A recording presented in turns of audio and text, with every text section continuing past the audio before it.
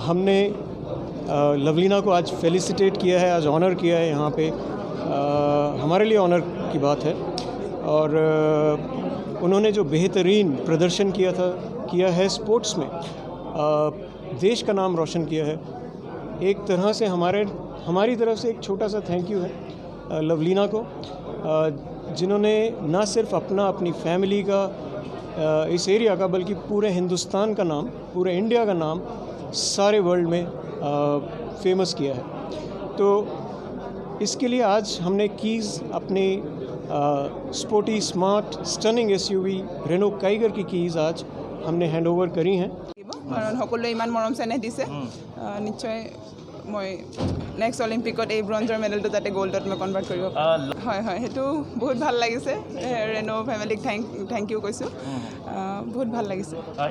হয়, সেইটো মোৰ সপোন আছিলে, এতিয়া গোটেই দেশৰ সপোন। আৰু বেছি ৰেছপনচিবিলিটি বাঢ়ি গ'ল, যাতে কাৰণ নিজৰ সপোনটো পূৰা কৰিবলৈ যিমান কষ্ট কৰিছিলোঁ, এতিয়া গোটেই দেশৰ সপোন পূৰা কৰিবলৈ আৰু বেছি কষ্ট কৰিব লাগিব মই। নাই এতিয়া একো কাৰ্যসূচী নাই, আৰু এতিয়া অকল ঘৰলৈ যাম আৰু নতুন গাড়ীত।